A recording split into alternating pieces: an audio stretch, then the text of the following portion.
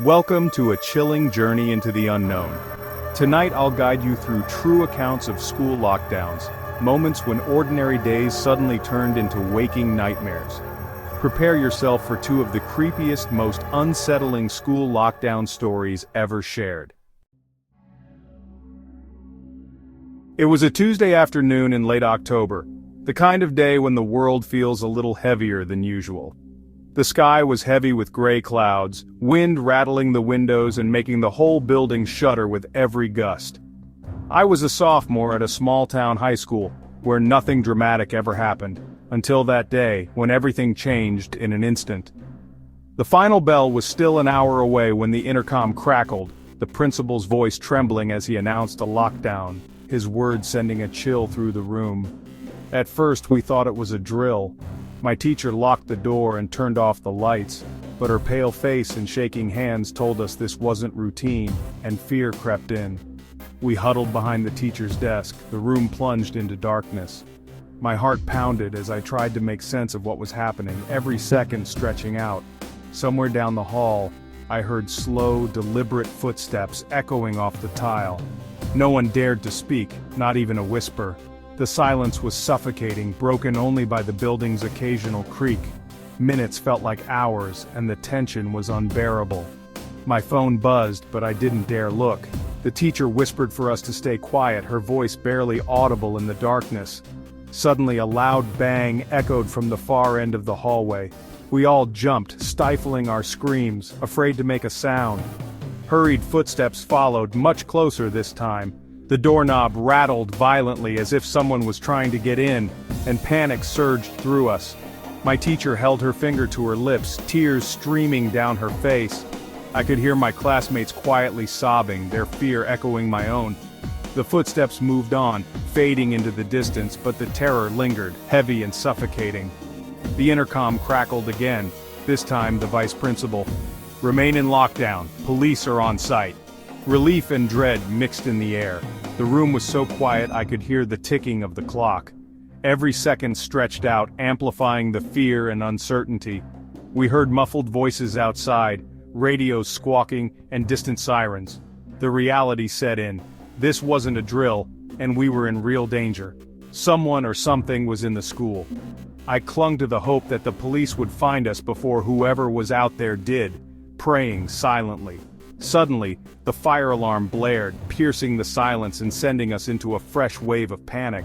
My teacher hissed for us to stay put, reminding us that sometimes alarms are used as traps and not to trust the noise. We stayed hidden, ignoring the urge to run. The footsteps returned, this time accompanied by a low, guttural breathing that made my skin crawl. I dared to peek over the desk. In the dim light, I saw a shadow move past the frosted glass window of our door, its presence chilling. It was tall, impossibly thin, and moved with an unnatural grace. My blood ran cold and I froze in terror. I ducked back down, my heart in my throat. The shadow lingered outside our door, scratching at the wood, slow and deliberate, as if it knew we were there. My teacher squeezed my hand, her knuckles white with fear. We waited, barely breathing, as the scratching continued for what felt like forever, time standing still. Then, just as suddenly as it began, the scratching stopped. The shadow moved away, disappearing down the hall, leaving us shaken. The silence returned, heavier than before. We didn't dare move, afraid that any sound would bring it back, paralyzed by fear. Eventually the police announced the lockdown was over. Even as we filed out, escorted by officers, I couldn't shake the feeling that something was still watching us, lurking unseen. The hallway was empty, but the air was thick with dread. No intruder was ever found, and the mystery only deepened. Security cameras showed nothing but empty halls and flickering lights. Some said it was a prank, others whispered about ghosts, but no one had answers. But those of us who were there know what we saw, and what we felt. That day changed the way I saw my school forever, leaving a mark that never faded. Every creak, every shadow, every unexpected sound sent a chill down my spine. I never felt truly safe there again, always looking over my shoulder. To this day, I wonder what would have happened if the shadow had gotten in. Would we have been found, or just another unsolved mystery lost to the darkness? Sometimes the scariest things aren't the ones you can see, they're the ones you feel. The ones that haunt your dreams, long after the lights come back on and the world seems normal again. I still have nightmares about that day. Sometimes I wake up in a cold sweat, convinced I hear scratching at my door, heart racing in the darkness. Lockdowns are meant to keep us safe, but sometimes they trap us with things far worse than any intruder, things we can't explain or understand.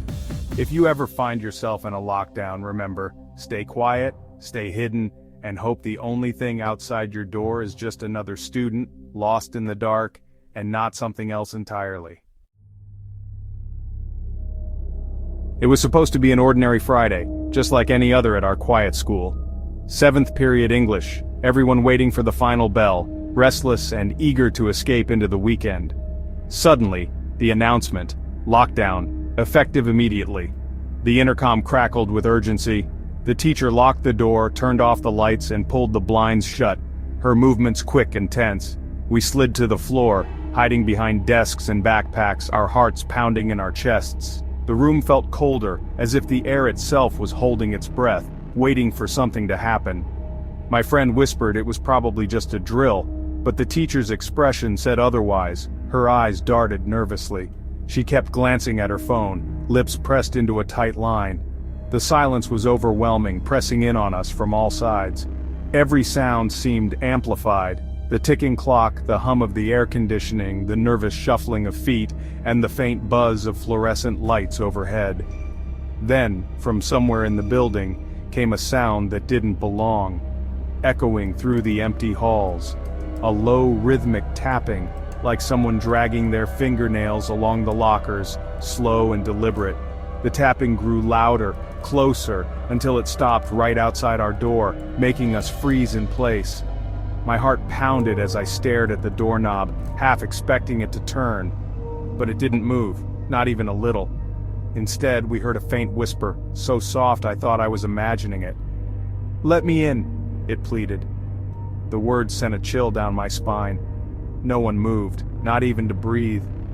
My teacher squeezed her eyes shut, whispering a prayer under her breath, hoping for safety. The whisper came again, more insistent. "Let me in." It was almost pleading now. It sounded like a child, but there was something off, something hollow and unnatural, as if it echoed from somewhere far away. Suddenly, the fire alarm went off, shrill and jarring, making us all jump. The teacher told us to stay put, her voice shaking, barely above a whisper herself. We could hear footsteps running down the hall, but when we peeked under the door, there were no shadows, just the eerie red glow of the emergency lights. Minutes dragged by, feeling like hours. The whispering stopped, replaced by a scratching sound at the window, slow and persistent. We were on the 2nd floor, so it didn't make sense. No one should be able to reach our window. I crawled closer and peeked through a gap in the blinds, curiosity and fear battling inside me.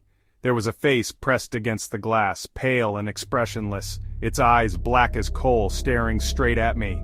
It smiled, revealing rows of jagged teeth, the grin stretching impossibly wide. I stumbled back, my scream muffled by my hand, afraid to make a sound. My teacher rushed over, but by the time she looked, the face was gone, vanished without a trace. She tried to calm us down, insisting it was just our imagination. But I knew what I saw, and so did a few others. The scratching continued, moving from window to window, as if whatever was out there was searching for a way in, relentless and determined. The intercom crackled, but instead of the principal's voice, we heard static, followed by that same hollow whisper. "Let me in." The words echoed through the school, sending everyone into a panic, fear spreading like wildfire. My teacher tried calling the office, but her phone wouldn't connect. There was no signal, no help. We huddled together, terrified as the scratching grew more frantic, desperate to get inside. Then, just as suddenly as it started, everything stopped. The room was still, as if nothing had happened. The alarm, the scratching, the whispering, all gone. The silence was deafening, almost painful.